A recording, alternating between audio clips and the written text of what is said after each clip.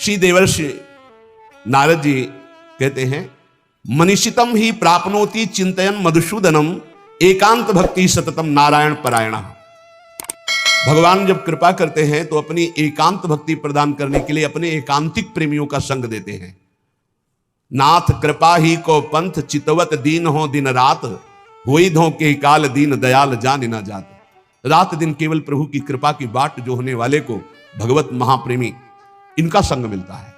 जो रात दिन भगवान की कृपा की बाट, प्रभु मैं तो अज्ञानी नीच अधम हूं, मुझे पता नहीं आपकी कैसे प्राप्ति होगी, अब आप ही कृपा करो, तो भगवान ऐसे संतों से जोड़ देते हैं। जब भारी व्याकुलता होती है, मुमुक्षुता होती है या भगवत प्राप्ति की चाह होती है, मनीषितम ही प्राप्नोति चिंतन मधुसूदनम एकांत भक्ति सततम नारायण परायणा।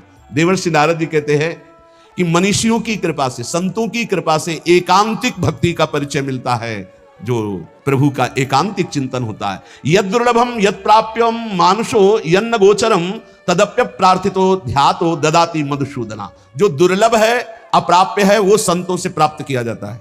संतों के पास जाकर भोगों की याचना करना, रोग निवृत्ति की बात करना, कामनाओं की पूर्ति होना या वोट आदि के लिए बात करना, ये बहुत व्यर्थ की बातें हैं। ये आपका व्यवहारिक विषय, आप इसको देखिए। आप संतों के पास जाइए परम पद प्राप्ति के लिए, भगवत प्राप्ति के लिए, ईश्वर निरंतर चिंतन करते हुए कैसे हमको स्वीकार करे, इस बात के लिए जाइए। जो दुर्लभ है, यद दुर्लभम यद प्राप्यम मनुष्यो यन्न गोचरम, जहां मन की कल्पना भी नहीं पहुंच सकती है, भावना भी नहीं पहुंच सकती है, ऐसे भगवान के ध्यान, ऐसे भगवान के स्मरण का अधिकार भगवत प्रेमी महात्माओं के संग से प्राप्त होता है। हृदय कृत्वा तथा कामान अभीष्टम द्विज पुंगवा, एकम नाम जपेद्यस्तु तत्कामान वाप्नुयात्। जो हृदय में कामनाएं भी रखते हैं भोगों की, यदि वो मेरी बात पर श्रद्धा कर ले कि एकमात्र नाम जप पर ध्यान दे, सारी कामनाओं की पूर्ति हो जाएगी। पहले नाम जप तुम्हारे दुख को प्रदान करने वाले पापों को भस्म करेगा। यदि आप चाहते हैं कामना की पूर्ति, कामना की पूर्ति होगी। यदि आप कामना की पूर्ति ना चाहें तो भगवत प्राप्ति करा देगा नाम जप। यद भ्रू नर्तन वार्तिन्यो सिद्ध्योष्टौ नृपात्मज, तमाराध्य श्रीकेश मपवर्गोप्य दूरतः। आठों सिद्धियां जिनके नाम में विराजमान हैं, वशीभूत हैं। आप राधा राधा राधा राधा नाम जप करके देखो, आप देख लो, मान लो हमारी बात, जो चाहोगे प्राप्त हो जाएगा। भ्रूभंग मात्र से जिनकी सृष्टि का सृजन, पालय और लय होता है, सृजन होता है, पालन होता है और लय होता है, ऐसे भगवान को अधीन करने की सामर्थ्य एकमात्र नाम में है। ऋषिकेश भगवान की आराधना, मोक्ष, प्रेम जो चाहोगे प्राप्त हो जाएगा। नाम नाम जप करो। यश्च रामम न पश्येतु यम ही रामो न पश्यति, निंदिता सा भवेल लोके स्वात्माप्येनम विगर्हति। धिक्कार है उसके जीवन को जिसने भगवान की तरफ नहीं देखा। धिक्कार है उसके जीवन को जिसको भगवान ने कृपा करके नहीं देखा। मन क्रम वचन छाण चतुराई, तो भजत कृपा करी है रघुराई। अर्थात उसका जीवन व्यर्थ है जिसने नाम जप नहीं किया। सम्याग आराधितो विष्णु किम न यच्छति देहिनाम, ते धन्याः कृत पुण्यास्ते तेषां च सफलो भवः। यैर् भक्त्या हृद आराधितो विष्णु हरि सर्व सुख प्रदः। यदि भगवान श्री हरि की आराधना नहीं की तो ये देहधारी जीव तेरी दुर्दशा होगी। जैसे जानवर को लाठी से मारा जाता है, ऐसे देखा मारते हुए वृद्धों को, भ्रमण में देखा है, सब दृश्य देखे हैं। वही तुम्हारा कर्म तुम्हारे बच्चे की बुद्धि में बैठकर तुमको दंड दे रहा है। तुमने हरि का भजन नहीं किया ना, पूरा जीवन व्यर्थ किया ना, पापाचरण किया उसी बेटे के लिए, उसी परिवार के लिए, वही तुम्हें कष्ट देगा।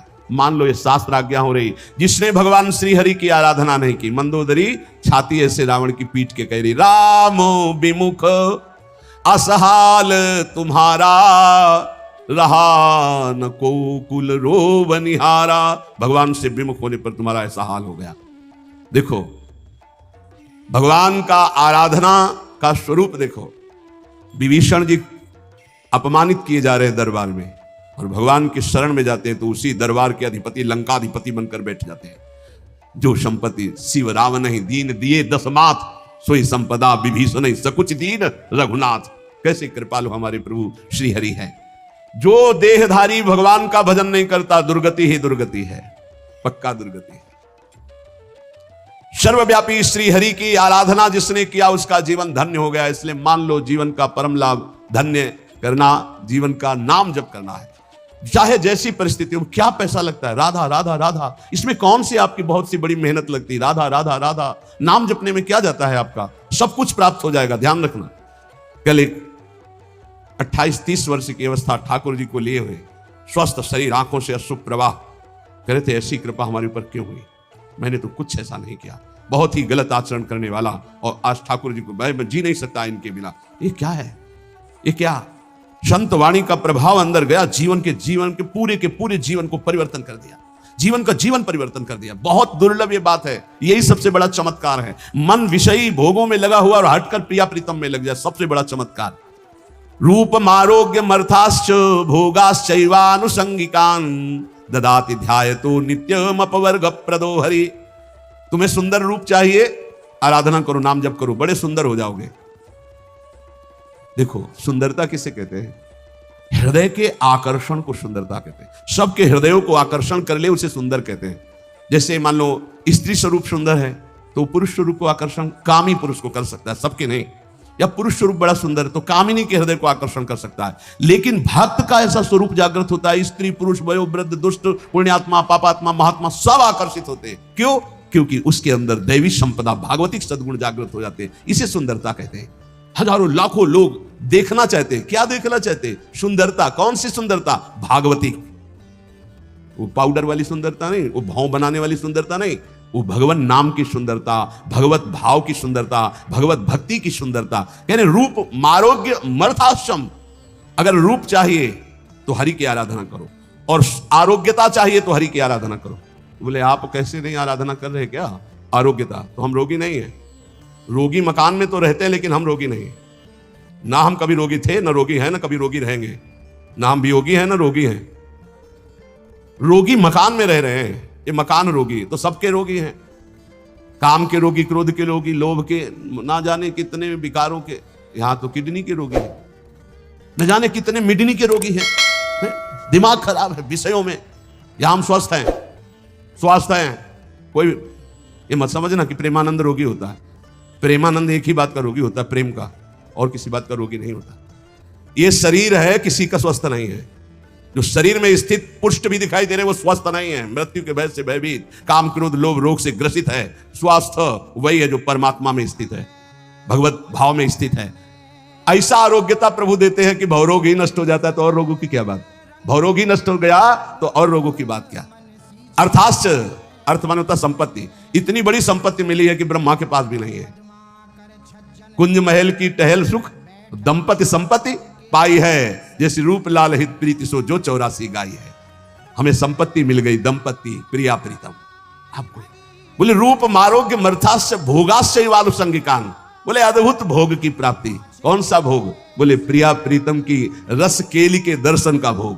जैसे ही हरिवंश निकट दासी जन लोचन चसक रसासो गटकत, रसासो गटकत, लोचन चसक रसासो गटकत।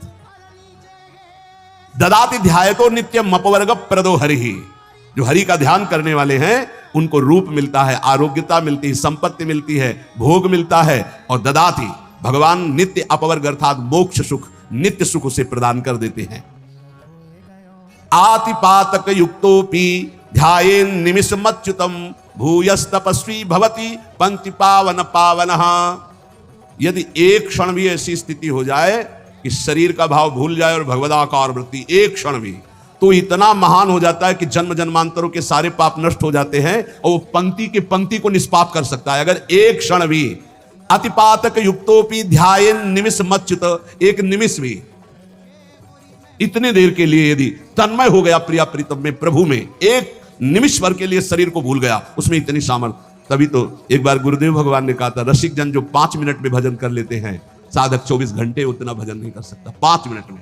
वो यही जो यहां लिखा है, एक निमिष में। भूयस तपस्वी भवत, उससे बड़ा कोई तपस्वी भूमंडल पे नहीं, जो एक पल के लिए भगवान में डूब गया।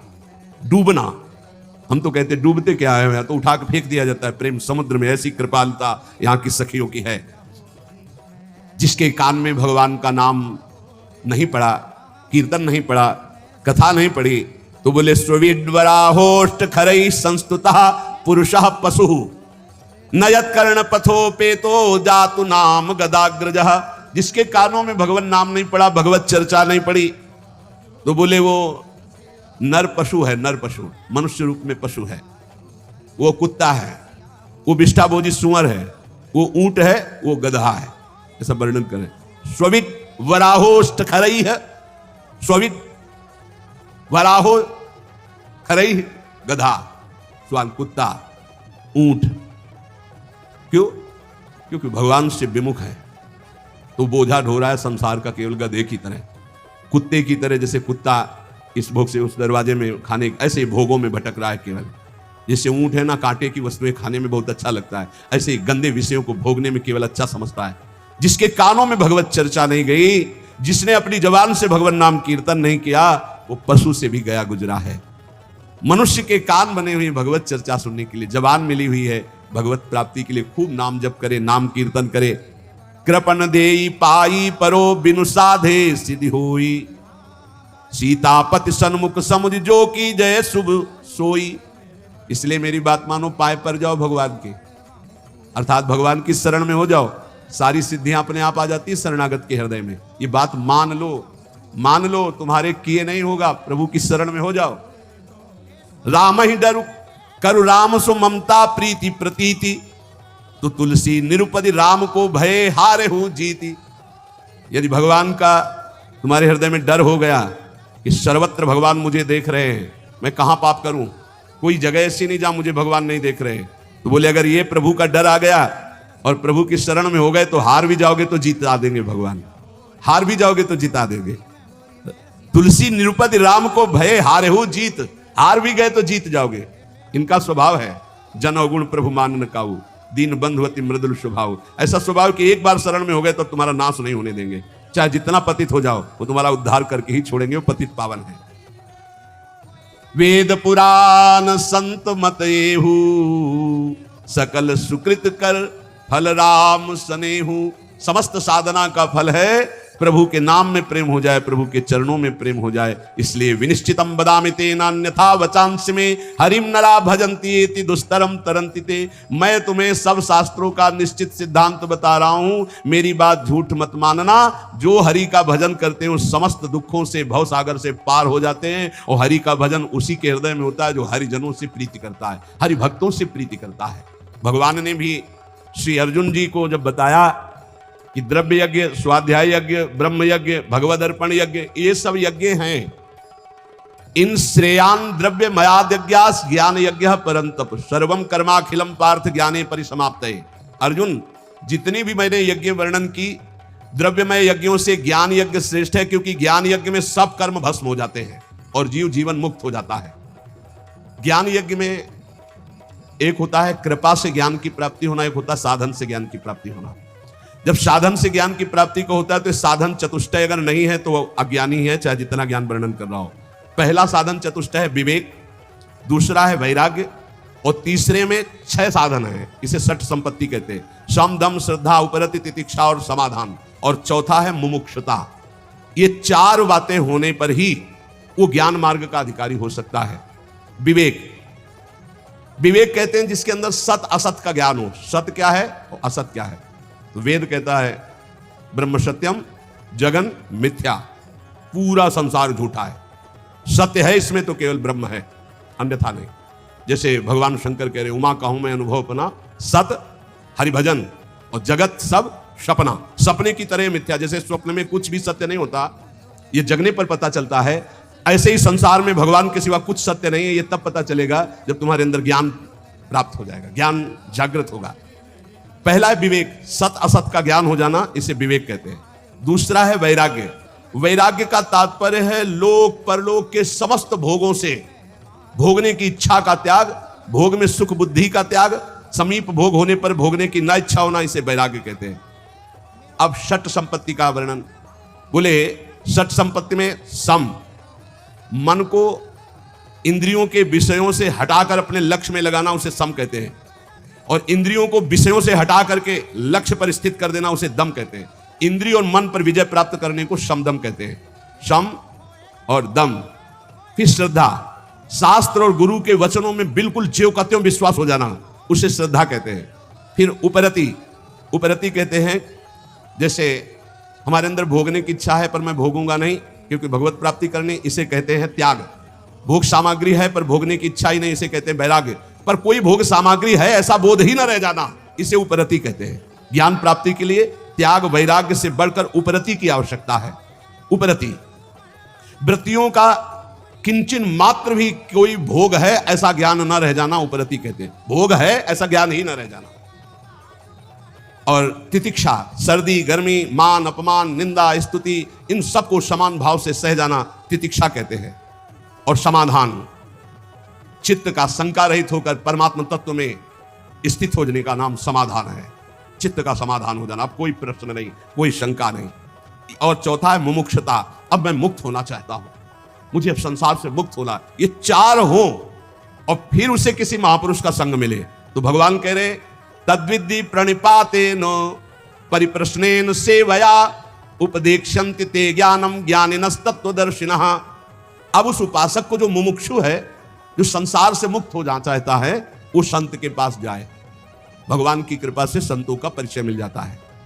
जब किसी महापुरुष के समीप जाए तो पहली बात ये समझ ले कि तुम्हारी श्रद्धा से ही कल्याण होने वाला है। उनके समीप तुम्हारी जितनी जोर की श्रद्धा उन पर होगी उतना ही आपके ऊपर प्रभाव पड़ेगा। श्रद्धा की कमी होने के कारण संत के पास जाने पर भी महापुरुष जो उसे उपदेश दे रहे हैं वो अपना कल्याण नहीं कर पाएगा। अगर श्रद्धा जोर की है तो कल्याण हो जाएगा, मतलब आपकी श्रद्धा पर टिका हुआ है आपका कल्याण। वो संत महापुरुषों की वाणी तभी प्रभाव डालेगी जब आपके ऊपर प्रथम हृदय श्रद्धा जो करे, आचार्य जाय अनुसरे जहां जहां हरिवंश के। श्रद्धावान लभते ज्ञानम। अगर श्रद्धा में कमी है तो देखो दुर्योधन को भगवान समझा रहे हैं, लेकिन क्या समझ आई? क्या श्रद्धा में कमी इसलिए नहीं, भगवान समझा रहे तो नहीं समझ में आई, नहीं कल्याण हुआ उसका। वो भगवान से कह रहा आप 5 गांव की बात कर रहे हो, मैं सुई की नोक भर नहीं दूंगा बिना युद्ध के। और भगवान बात कर रहे हैं, भगवान से कह रहा कि आप जानते हो कि आप यही धर्म को जानते हो, मैं धर्म को नहीं जानता। मैं जानता हूं, मैं जानता हूं, जानामि धर्मम न च मे प्रवृत्ति, मेरी प्रवृत्ति नहीं है, मैं जानता हूं धर्म को। भगवान की एक बात भी नहीं मानी। ऐसे ही कह रहे ज्ञानी महापुरुष के समीप तुम्हारी श्रद्धा जितनी अधिक होगी उतना लाभ होगा। इसलिए सबसे पहले कह रहे तद्विद्धि प्रणिपातेन, वो तत्वदर्शी तत्व ज्ञान प्राप्त महापुरुषों के पास जाकर के उनको पहले साष्टांग दंडवत करो। प्रणिपातेन, साष्टांग का तात्पर्य होता है मैं आपकी आज्ञा के अनुसार चलूंगा, मैं आपका शरणागत हूं। पूरा ऐसे हाथ उठा के, जब हम साष्टांग जब करते हैं तो ऐसे करते हैं, हाथ उठाते हैं फिर हाथ जोड़ते हैं फिर लेट जाते हैं, उसे साष्टांग दंडवत करते हैं। प्रणिपातेन, ज्ञान की प्राप्ति के लिए संत स्वरूप सदगुरु के पास जाकर उन्हें साष्टांग दंडवत प्रणाम करे, अर्थात नीचवत सेवेत सदगुरुम। सदगुरु का सेवन अपने को सबसे नीच समझकर किया जाता है। अपने शरीर से गुरु का कभी निरादर तिरस्कार ना होने पाए, इसलिए जब गुरुदेव सामने हो तो नम्र हाथ जोड़कर सरलता पूर्वक उनके सामने पेश हो। जिज्ञासु मुमुक्षु उपासक को चाहिए कि उन गुरुदेव भगवान को सेवा के द्वारा प्रसन्न कर ले। अपने आप को उनकी आज्ञा के अधीन करना ही उनकी प्रसन्नता है। इसीलिए भगवान कह रहे सेवया, पहले प्रणिपातेन फिर सेवया। वैसे सेवा शब्द से तत्काल बुद्धि सबकी आती है कि वस्तु पदार्थ हाथ पैर दबाना, ये सब गुरु सेवा के अंतर्गत। इसका मतलब गुरु सेवा केवल यही नहीं है, सेवा का एक बाहरी अंग है। गुरुदेव को अपना शरीर प्रिय नहीं जितना उनके वचन प्रिय, सिद्धांत प्रिय है। जो उनके शरीर की सेवा करे और सिद्धांत की अवहेलना करे तो कभी सेवा नहीं मानी जाएगी। और यदि शरीर सेवा ना मिले और केवल उनके सिद्धांत का पालन कर रहे हैं तो गुरु प्रसन्न हो जाएंगे, गुरु की सेवा बन गई। संत महापुरुषों की सबसे बड़ी सेवा है उनकी आज्ञा के अनुसार अपना जीवन बना लेना। सुन लीजिए, भगवान की बात है। संत महापुरुषों की सबसे बड़ी सेवा, गुरुजनों की सबसे बड़ी सेवा उनकी आज्ञा का पालन करना। फिर कह रहे परिप्रश्नेन। परिप्रश्नेन, सरलता पूर्वक अभिमान रहित होकर केवल भगवत संबंधी प्रश्न करने चाहिए। संत और गुरुजनों से केवल परमात्म तत्व संबंधी प्रश्न करने चाहिए। जिज्ञासु भाव से सरलता पूर्वक नम्रता पूर्वक प्रश्न करना चाहिए। अपनी विद्वता दिखाने के लिए या गुरुदेव की विद्वता देखने के लिए प्रश्न नहीं करना चाहिए, इससे अपराध लगता है। तद्व ज्ञानार्थ सा गुरु मेवा भी गच्छेत समित पाणी श्रोत्रियम ब्रह्मनिष्ठम। हम ज्ञान प्राप्ति के लिए सदगुरुदेव के समीप जाते हैं, संत के समीप जाते हैं, विनय पूर्वक पत्र पुष्प कुछ हाथ में भेंट लेकर समिधा उनके चरणों में अर्पित करके। कैसे? श्रोत्रियम ब्रह्मनिष्ठम, ये दोनों होने चाहिए। तभी गुरु बनाना चाहिए। कई लोगों ने एकांतिक में प्रश्न किया कि गुरु कैसे होने चाहिए, तो इसमें भगवान बता रहे श्रोत्रियम ब्रह्मनिष्ठम, श्रोत्रियम संपूर्ण शास्त्रों का ज्ञान, ब्रह्मनिष्ठम परा तत्व, ब्रह्म तत्व में स्थिति प्राप्त। मैं कौन हूं, संसार क्या है, बंधन क्या है, मोक्ष किसे कहते हैं, परमात्मा तत्व का अनुभव कैसे होता है, मेरे साधन में क्या क्या बाधाएं हैं, उन साधन की बाधाओं को कैसे दूर करूं, तत्व समझ में नहीं आ रहा, आदि आदि प्रश्न केवल भगवत संबंधी ही होने चाहिए। भगवान ने कहा ज्ञानिनस तत्वदर्शिना, ज्ञानी और तत्वदर्शी। ज्ञानी कहते शास्त्रों का ज्ञान होना, तत्वदर्शी माने तत्व का बोध होना, तत्व का दर्शन साक्षात्कार किए होना। अगर तत्वदर्शी ज्ञानी महापुरुष नहीं है तो हमारा काम नहीं बन पाएगा। कैसे? ज्ञानी है पर तत्वदर्शी नहीं है तो उनके खोखले वचन होंगे, बोध नहीं है। अब तत्वदर्शी है, श्रोत्री नहीं है तो अनुभव की बात शब्दों में कैसे बता पाएंगे? शास्त्रों का ज्ञानी नहीं, शास्त्रों के शब्दों की बात बोलने का तरीका ही नहीं पता है तो अपनी बातों नहीं कह पाएंगे। इसीलिए प्रबुद्ध जी ने भी नौ योगेश्वरों में एकादश स्कंद में कहा सदगुरु कैसे होने चाहिए, बोले वेदों के पारगामी विद्वान और परब्रह्म तत्व के अनुभव। वही यहां कह रहे श्रोत्रियम ब्रह्मनिष्ठम, श्रोत्री शास्त्रों का सम्यक ज्ञान और ब्रह्मनिष्ठ ब्रह्म तत्व का बोध प्राप्त किए हुए। तीन प्रकार के अधिकारी होते हैं, एक होते उत्तम, एक होते मध्यम, एक होते कनिष्ठ। उत्तम अधिकारी गुरु सेवा के बाद गुरु उपदेश श्रवण मात्र से तत्वबोध को प्राप्त हो जाता है, क्योंकि वो गुरु अधीनता स्वीकार किए रहता है। जो उत्तम शिष्य होता है, उत्तम अधिकारी होता है, वो गुरु अधीनता पर होता है। जैसा बोलो, जैसा बोलो, आपकी आज्ञा के अनुसार। उससे ज्यादा साधन नहीं करना पड़ता, श्रवण मात्र से उसको बोध होने लगता है। मध्यम अधिकारी जो साधन पक्ष पर जोर रखता है, पर गुरु आज्ञा से करेगा, वो कृपा पक्ष पर उसका परिचय ज्यादा नहीं है, उसका साधन पक्ष पर परिचय अधिक। वो मध्यम अधिकारी है, श्रवण करेगा, मनन करेगा, निधिध्यासन करेगा, साधन करेगा, रहेगा गुरु के अधीन ही, पर उसकी प्रधानता साधन पे होगी, वो मध्यम है। और कनिष्ठ अधिकारी बार बार समझाने पर, बार बार साधन पर लगाने पर भी वो प्रश्न करता रहता है, शंका होती रहती है, पर वो भी एक दिन बहुत काल तक संग करने के बाद वो तत्वबोध को प्राप्त हो जाएगा। पर उत्तम वो है जो गुरु की अधीनता प्राप्त के साधन पक्ष पर दृष्टि नहीं, कृपा पर दृष्टि, वो सुनने मात्र से ब्रह्मबोध हो जाएगा। दूसरा मध्यम सुनता है, साधन भी करता है, पर उसका साधन पक्ष पर हट होता है, साधन पक्ष पर जोरदार हट होता है, काफी समय लगता है, पर उसे ब्रह्मबोध हो जाता है। तीसरा होता है खूब समझाओ, खूब साधन पे लगाओ, पर उसकी शंका निवृत्ति नहीं होती, ये प्रश्न, वो बहुत काल तक फिर जाकर वो संशय, जब बहुकाल करी सत्संगा तबे हो सब संशय भंगा, पर उसको भी ब्रह्मबोध हो जाएगा और समय लगेगा। अतः तत्वदर्शी गुरु की अधीनता भगवत प्राप्ति के लिए अत्यंत आवश्यक है।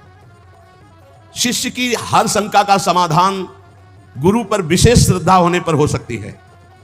गुरु शास्त्रों के ज्ञाता और तत्वबोध संपन्न है तो उनकी बातों में बहुत ठोस पावर होगा, वो जो बोलेंगे परिवर्तन होके रहेगा। इसलिए भगवान आदेश करते हैं ज्ञानिनस तत्वदर्शिना, ज्ञानी हो और तत्वदर्शी हो। ज्ञानी तो लाखों मिल जाएंगे लेकिन तत्वदर्शी होना बहुत कठिन है। जो बोध संपन्न है और तत्वदर्शी वही परम कल्याण कर सकता है। उपदेक्षन्ति ते ज्ञानम, ऐसे महापुरुषों के सामने साष्टांग दंडवत करके, उनकी सेवा शुश्रूषा करके, सरलता पूर्वक प्रश्न करने पर वे तुझे उपदेश करेंगे तत्व ज्ञान का। अगर भगवत प्राप्ति की भूख जग जाए तो सरलता पूर्वक भगवत प्राप्ति हो जाए, पर भूख नहीं जग रही भगवत प्राप्ति की, भोगों की भूख है, सुन सुना के भगवान के मार्ग में चल रहे हैं। जब किसी संत महापुरुष का विशेष भाव से आश्रय ले लिया जाता है, मेरे प्राण, मेरे जीवन, मेरे सब कुछ, तब भूख जग जाती है। पक्का संत संग का फल होगा कि हर क्षण आपके हृदय से निकलने लगेगा मुझे भोग नहीं चाहिए, मुझे संसार नहीं चाहिए, मुझे भगवत प्राप्ति करनी, मुझे संयम से रहना है, मुझे भोगों का चिंतन भी नहीं करना है। ये अपने आप आने लगेगा, उनके संग का प्रभाव अपने आप आने लगेगा। उपदेक्षन्ति, जब कोई संत उपदेश कर रहे हो तो चुप सुनो, ज्यादा बोलने की जरूरत नहीं, बीच ऐसे नहीं, उनकी पूरी बात हो जाने दो, पूरा मनन करो, फिर उसमें अगर कोई शंका है तो फिर हाथ जोड़कर निवेदन करो। ऐसे लोग कभी कभी बात करते हैं जैसे कर्जा लेने वाले से बात नहीं करते, ऐसे संतों से बात की जाती है। ऐसा क्यों, फिर ऐसा क्यों? नम्रता, सरलता। अगर विनम्रता नहीं तो प्रश्न का उत्तर ही तुम समझ नहीं पाओगे। संतों से कैसे प्रश्न करें? भगवान करें, प्रणाम करके, सेवा शुश्रूषा करके, विनम्रता पूर्वक, और जो वो बोले उसे हृदय में मनन करो। ये केवल मनोरंजन का विषय नहीं कि आए एकांतिक प्रश्न किए, सुना। कुछ लोग तो आते हैं वीडियो बनवाने, पता चलता है कि आप वीडियो बनवाने आए हो या तत्व ज्ञान प्राप्त करने आए हो या भक्ति प्राप्त करने आए हो। एकांतिक का मतलब केवल भगवत प्राप्ति, केवल भगवत प्राप्ति। अगर भगवत प्राप्ति जनित प्रश्न नहीं है तो फिर उसका कोई लाभ नहीं। संतों के पास जाओ, उपदेक्षन्ति, वो जब उपदेश कर रहे हैं तो उसका बोध प्राप्त करो, भगवत मार्ग में चलो। यज ज्ञात्वा न पुनर्मोहो मेवं यास्यसि पांडव येन भूतान्य शेषेण द्रक्ष्यस्यात्मन्यथो मयि। अपने वैभव पद इनका परिचय देने संतों के पास नहीं जाया जाता। आप बात समझो, इनका परिचय नहीं, परम पद का परिचय लेने जाना जाता है संतों के पास। यही अब दुर्भाग्य हो रहा है। तो हमें लगता है कि संसार की पद प्रतिष्ठा तो बहुत ही है, अगर संतों के पास जाए तो परम पद प्राप्ति की जनित प्रश्न करे, वैसी भावना से जाए तो लाभ मिले, नहीं तो काहे को समय बर्बाद करोगे अपना भी और संतों का। कुछ लाभ नहीं मिलने वाला। संतों के पास तभी लाभ मिलेगा जब अनंत भगवान से संबंध रखकर जाओगे, नहीं तो नहीं मिलेगा, अपराध बन जाएगा। संतों का संग भगवत प्राप्ति के लिए, संतों के यहाँ प्रश्न भगवत तत्व के ज्ञान के लिए, ये सांसारिक विजय के लिए मत मांगो। सांसारिक विजय के लिए आपका आचरण है, आपका आचरण। आप किसी पद पे हो, आप किसी अधिकार पे हो, हमारी जनता ने आपको आपके पद पर अभिषिक्त करने की जो ठान ली, तो फिर आप बन जाओगे। और जनता को तुमने, अब आप कोई पदाधिकारी बन गए, जनता ने बनाया, 5 साल नगर गए ही नहीं, जानते नहीं उनकी समस्या क्या है, एसी रूम छोड़े नहीं। अब फिर जब आया तो फिर विजय श्री, तो ये संतों के आशीर्वाद से नहीं होगी, प्रजा के आशीर्वाद से होगी। जाओ नगर नगर जाओ, हमारे भारत के अब जिस क्षेत्र के तुम हो उस क्षेत्र में अपना परिचय दो, फिर देखो तुम्हें किस दृष्टि से देखते हैं। ये प्रजा ही वोट देकर तुम्हें बनाती है, तुम उनकी सेवा करो, इन्हें भगवान मानकर इनकी कामनाओं की पूर्ति का जो अधिकार तुम्हें मिला है वो करो, तो तुम इनके लाडले होगे, अपने आप विजय को प्राप्त हो जाओगे। इसमें संत आशीर्वाद की क्या जरूरत है? संत आशीर्वाद की जरूरत है। जितेंद्री बनो, मनोनिग्रही बनो, जय विजय में पराजय में और महान उत्सव में समान भाव रख सको और राष्ट्र सेवा का भाव रख सको, तब तो बात समझ में आवे। भगवत भाव वाले संतों के पास केवल भागवतिक प्रश्न लेके जाओ तो यद ज्ञात्वा न पुनर्मोहो मेवं यास्यसि पांडव। वीर शिवाजी चक्रवर्ती सम्राट जैसा वैभव रखने वाले थे, छत्रपति कहा जाता था, छत्रपति शिवाजी। लेकिन जब संतों के पास जाते थे तो राजमद से अलग होकर साधारण बनकर नंगे पैर जाते थे, सर भी खुला लेकिन पादुका भी नहीं, अंगरक्षक केवल एक साथ साफ दूर राज वैभव। फिर जाके सत्संग करते थे श्री तुकाराम जी के पास या बड़े बड़े महापुरुषों के पास या अपने गुरुदेव स्वामी समर्थ रामदास जी के पास। बड़े बड़े महापुरुषों का संग कैसे किया जाता है? दैन्य होकर किया जाता है। यद ज्ञात्वा न पुनर्मोहो मेवं यास्यसि, भगवान कह रहे हैं जो संत जन उपदेश करते हैं, यदि उसका तूने अनुभव कर लिया तो तुम्हें कभी मोह नहीं होगा। मोह ही जन्म मरण का हेतु है, मोह ही बहुत दुख प्रदान करने वाला है। हे अर्जुन, जिस तत्व ज्ञान से येन भूत्यान शेषेण, तू संपूर्ण प्राणियों को पहले अपने में और उसके बाद मुझ सच्चिदानंद घन परमात्मा में देखेगा, वो ज्ञान तुझे संतों से मिलेगा। जब तू प्रणाम करके सेवा करके उनसे प्रश्न करेगा तो वो तुम्हें उपदेश करेंगे, उसका फल होगा कि तुम अपने आराध्य को सब में देखोगे और सबको अपने आराध्य में देखोगे, कहीं मोह नहीं रह जाएगा, तुम परम पद के अधिकारी बन जाओगे। देखो जीवन का लाभ संत समागम, प्रारंभ से अभी तक संत समागम का लाभ, नाम जप में प्रीति हो जाए, किसी से द्रोह ना हो, सब में अपने आराध्य देव बैठे, पक्का समझ लो। ये ढांचे अलग अलग हैं, इनमें ईश्वर एक ही सब में विराजमान है, विविध नाम रूप अलग अलग है, एक ही परमात्मा सब में विराजमान है। ये ज्ञान आपको नाम जप से मिलेगा, ये ज्ञान भगवत सेवा से मिलेगा, ये ज्ञान आप सब शरीरधारियों के प्रति हित की भावना से मिलेगा। तुम नाम जप करो, कोई नशा मत करो, अच्छे आचरण करो, परिवार और समाज की सेवा से बढ़कर के कोई और भगवत सेवा नहीं है। इन्हीं में भगवान का दर्शन करते हुए इनकी सेवा करो तो तुम्हें भगवान की कृपा प्राप्ति इसी जन्म में हो जाएगी।